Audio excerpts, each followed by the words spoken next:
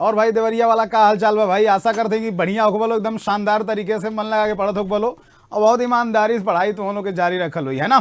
तो चलो भाई शुरू करा जाओ देवरिया के बारे में। देवरिया के बारे में बहुत सारी चीज़ें हैं बच्चे जो हम लोग जानेंगे, सुनेंगे, ईमानदारी से पढ़ेंगे और समझने का प्रयास करेंगे कि आखिर ये देवरिया क्यों प्रसिद्ध है और कौन कौन सी चीज़ें हैं जो कि देवरिया के बारे में हमें पढ़ना है, सुनना है। सुनना मेरी बात ध्यान से बच्चे। सबसे पहले अगर देवरिया की बात करें तो देवरिया शब्द का अर्थ होता है एसपी शुक्ला सर के अनुसार कि देवताओं का नगर। क्या होता है भाई? सबसे पहले ध्यान देना कि जो देवरिया है और इसका जो शाब्दिक अर्थ है वह होता है क्या भाई? देवताओं का नगर। मेरी बात ध्यान से समझो, देवताओं का नगर कहा जाने वाला ये जो शहर है बच्चे, 16 मार्च 1946 में, ध्यान से सुनना, 16 मार्च 1946 में अस्तित्व में आता है। और ये जो 16 मार्च 1946 में अस्तित्व में आया, ये गोरखपुर का कुछ हिस्सा काट करके बनाया गया था। क्या? गोरखपुर का जो कुछ हिस्सा है बच्चे, गोरखपुर का कुछ हिस्सा काट करके और अलग किया गया, और गोरखपुर के कुछ हिस्सों को अलग करके इस जनपद का निर्माण हुआ। क्या भाई? तो गोरखपुर के कुछ हिस्सों को अलग करके इस जनपद का निर्माण किया गया। तो अब मेरी बात समझना, चूंकि गोरखपुर से के कुछ हिस्सों को अलग करके बनाया गया था, तो यहाँ पर बच्चे बोली और भाषा दोनों को समझना कि जो बोली और भाषा है, ये बोली और भाषा अगर देखोगे तो भाषा यहाँ पर मिलेगी क्या? भाषा यहाँ पर मिलेगी हिंदी। और चूंकि बिहार के बगल में है, बलिया के बगल में है, इसलिए जो बोली दिखाई देगी वह दिखाई देगी भोजपुरी। क्या भाई? बोली जो आपको दिखाई देगी वह दिखाई देगी क्या? भोजपुरी। देवताओं का नगर कहा जाने वाला ये जो शहर है बच्चे, यहाँ पर बहुत सारे मंदिर ऐसे मिलेंगे जो ऐसा लग रहा होगा कि दक्षिण भारतीय शैली में होने चाहिए, पर हैं कहाँ पर? यहीं पर। सुन लो मेरी बात। अगर बात करें यहाँ पर देवरिया की, तो देवरिया बच्चे सबसे पहले जिनके नाम पर रखा गया ना, देवरहा बाबा आश्रम, आपको दिखाई देगा, एक आश्रम दिखाई देगा जो सरयू नदी किनारे है। कौन सा? सरयू नदी किनारे है ये आश्रम, सरयू नदी किनारे है बच्चे।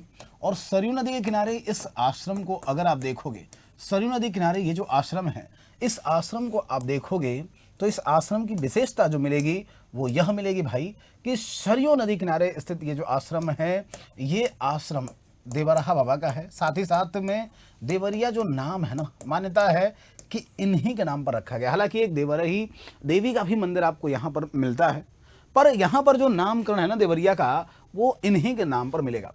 साथ ही ध्यान रखना है कि देवरहा बाबा के बारे में कहा जाता है कि भाई अपने समय में गरीबों को, ज़रूरतमंदों को बहुत ज़्यादा मदद किया करते थे। और इसमें एक बात और ध्यान रखना कि ये जो देवरहा बाबा का आश्रम है, ये बच्चे प्रतीक है शांति का, सद्भाव का, सुख का। आप में से कितने बच्चे ऐसे होंगे जो यहाँ पर गए होंगे? कितने बच्चे ऐसे होंगे जो कभी जाने की इच्छा रख रहे होंगे, है ना? तो याद रखना भाई, देवरहा बाबा का जो आश्रम है वो बहुत लोकप्रिय है। यहाँ पर लगे हाथ तिरुपति बालाजी का मंदिर है। अब देखो, आप कहेंगे सर तिरुपति बालाजी का जो मंदिर अगर देखा जाए तो ये तो दक्षिण भारत में है। ध्यान देना कि तिरुपति बालाजी का जो मंदिर है बच्चे, ये बना तो दक्षिण भारतीय शैली में है। क्या? दक्षिण भारत की शैली में ही बना है, दक्षिण भारत की शैली में बना है। लेकिन याद रखना कि दक्षिण भारत की शैली में बना हुआ ये जो मंदिर है कहाँ पर? तो है ये देवरिया पर। कहाँ पर बच्चे? है कहाँ पर? तो है ये, ध्यान रखो, देवरिया में। इसमें यह भी ध्यान रखना कि तिरुपति बालाजी का जो मंदिर है, क्या? तिरुपति बालाजी का जो मंदिर है ये तो है ही, साथ ही साथ सोमनाथ मंदिर जो कि गुजरात में आपने सुन रखा है, तो सोमनाथ मंदिर, इस प्रकार का भी एक मंदिर मिलेगा, और ये भी कहाँ पर है? देवरिया में। तो मेरी बात ध्यान से सुन लो, सोमनाथ मंदिर भी देवरिया में है। और इसके अलावा अगर बात करा जाए तो देवरिया में तिरुपति बालाजी मंदिर भी है, और सोमनाथ मंदिर के ही बगल में एक और मंदिर है माता पार्वती का, तो वह भी बहुत शानदार मंदिर है। और साथ में आप देखेंगे तो जो ये जो माता पार्वती जी का मंदिर है, क्या माता पार्वती जी का जो मंदिर है बच्चे, इस मंदिर में शिवरात्रि को बहुत भीड़ होती है। साथ ही साथ में आप में से बहुत सारे ऐसे बच्चे होंगे जो कि गए होंगे। तो दोनों मंदिर याद रखना कि तिरुपति बालाजी मंदिर और साथ में ये जो सोमनाथ मंदिर है, वैसे देखा जाए तो ये अलग अलग राज्यों में लोकप्रिय हैं, पर पूछा जाए कि यूपी में कहाँ पर है, तो यूपी में दोनों को याद रखना है कि ये कहाँ पर मिलेगा? देवरिया मिलेगा। कहाँ पर भाई? देवरिया में मिलेगा, है ना? चलो, इसके बाद अब हम आगे चलते हैं तो अगला मिलता है दुग्धेश्वर नाथ मंदिर। दुग्धेश्वर नाथ मंदिर ये भगवान शिव का मंदिर है। सबसे पहले तो ध्यान रखना कि ये जो मंदिर है किसको समर्पित है? भगवान शिव को समर्पित मंदिर है। भगवान शिव को समर्पित है ये मंदिर। और इस मंदिर की अगर विशेषताओं की हम चर्चा करें तो याद रखना बच्चे, ये जो मंदिर है भगवान शिव को समर्पित दुग्धेश्वरनाथ मंदिर देवरिया का सबसे प्रसिद्ध मंदिर है। अगर कोई पूछ ले साहब कि देवरिया का सबसे लोकप्रिय मंदिर कौन सा है, तो देवरिया का सबसे लोकप्रिय मंदिर है कौन सा, उत्तर हो जाएगा साहब देवरिया का सबसे लोकप्रिय मंदिर अगर देखा जाए तो यह मिलेगा आपको। कब? देवरिया का सबसे लोकप्रिय मंदिर अगर देखा जाए तो यह मिलेगा, याद रखना, दुग्धेश्वर नाथ मंदिर। कौन सा? दुग्धेश्वर नाथ मंदिर।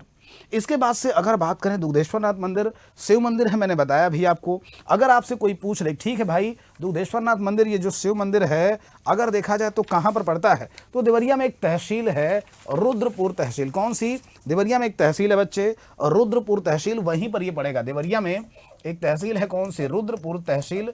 और इस रुद्रपुर जो तहसील है यहीं पर ये मिलेगा और 20 एकड़ क्षेत्रफल में बना है। आपको बताना चाहेंगे कि रुद्रपुर के जो महाराज हैं उनके द्वारा ये बनवाया गया था और मान्यता है कि वही इसकी पूजा, वही यहाँ पर पूजा किया करते थे और इस वजह से ये मंदिर बहुत लोकप्रिय हुआ। इसके बाद से अगर आगे चलेंगे तो आगे हम लोग पढ़ते हैं एक हनुमान जी का मंदिर। अब देखो वैसे बात करें तो लगभग सभी जिलों में हनुमान जी का मंदिर तो मिलेगा ही, लेकिन देवरिया का जो हनुमान जी का मंदिर है ये भी बहुत लोकप्रिय है, बहुत शानदार है, बहुत ही ज़बरदस्त है। आगे बढ़ते हैं और आगे अगर देखेंगे तो पहली चीनी मिल, पहली जो चीनी मिल थी आपने पढ़ रखा होगा कि साहब जो देखो चीनी का कटोरा अगर हम देखेंगे तो चीनी का कटोरा अगर पूछा जाए भाई उत्तर प्रदेश को कहते हैं, नो डाउट चीनी का कटोरा कहते हैं उत्तर प्रदेश को। भाई गन्ने का सबसे ज़्यादा उत्पादन अपने यहाँ होता है। साथ में हमने भारत में चीनी का कटोरा अगर किसी जिले को पूछ ले, जैसे ये तो राज्य है उत्तर प्रदेश, भारत में चीनी का कटोरा अगर किसी जिले को पूछ ले तो इसके बारे में याद रखना कि भारत में जो चीनी का कटोरा है बच्चे अगर किसी जिले की बात कर लें तो ये हो जाएगा क्या? ये हो जाएगा मुजफ्फरनगर। क्या हो जाएगा बच्चे? मुजफ्फरनगर हो जाएगा, मुजफ्फरनगर हो जाएगा। लेकिन यहीं पर अगर बात करा जाए, क्या सुन लेना मेरी बात, यहीं पर अगर बात हो भारत में चीनी का कटोरा हो गया। इसके अलावा अगर पूछा जाए भारत की पहली चीनी मिल तो याद रखना जो भारत की प्रथम चीनी मिल है, क्या भारत की प्रथम चीनी मिल है वह कौन सी है? तो भारत की जो पहली चीनी मिल है इसकी स्थापना यहीं पर हुई थी 1903 में प्रतापपुर देवरिया में। क्या 1903 में प्रतापपुर देवरिया में भारत की पहली चीनी मिल स्थापित की गई थी। तो ये भी थोड़ा सा याद रखना कि भारत की जो पहली चीनी मिल थी बच्चे 1903 में प्रतापपुर देवरिया में स्थापित की गई थी, इसको भी नोट कर लो। आगे चलते हैं, अगला है सजावटी उत्पाद। अगर आपसे पूछ ले साहब उत्तर प्रदेश के किस जिले की सजावटी उत्पाद आप देखोगे तो वन डिस्ट्रिक्ट वन प्रोडक्ट है, तो उत्तर प्रदेश का जो देवरिया है यहाँ का वन डिस्ट्रिक्ट वन प्रोडक्ट है सजावटी उत्पाद। ओडीओपी जो यहाँ पर मिलेगा वह मिलेगा क्या? सजावटी उत्पाद। अब सजावटी उत्पाद में अगर देखा जाए तो पर्दा, झालर, ये सब चीज़ें बहुत ही कॉमन है। क्या जो पर्दा है देवरिया का, जो झालर है ये बहुत ही कॉमन है बच्चे। पर्दा, झालर इसके लिए बहुत लोकप्रिय है देवरिया। तो देवरिया का वन डिस्ट्रिक्ट वन प्रोडक्ट याद रखना क्या होने जा रहा है? सजावटी सामान होने जा रहा है। लगे हाथ यहाँ पर अहिल्यापुर मंदिर की बात करें तो अहिल्यापुर मंदिर भी आपको देवरिया में ही मिलेगा। तो प्यारे बच्चे देखो देवरिया की अगर हम बात करें तो इन्फॉर्मेटिव वीडियो में, इस वीडियो में आपको ध्यान रखना होगा कि देवरिया सबसे पहले देवताओं के नगर के रूप में विख्यात है।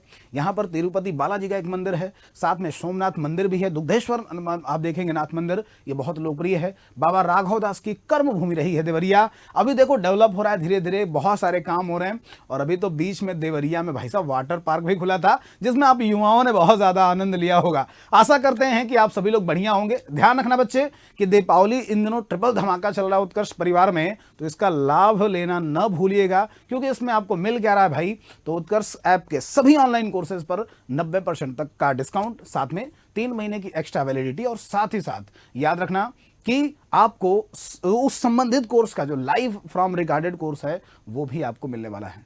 तो आशा करते हैं कि आपको ये इन्फॉर्मेटिव वीडियो पसंद आई होगी। अगर आप देवरिया के हैं अथवा देवरिया के अगल बगल से देख रहे हैं अथवा उत्तर प्रदेश के किसी भी जिले से देख रहे हैं, वीडियो पसंद आई हो तो लाइक करें, शेयर करें। बहुत बहुत धन्यवाद।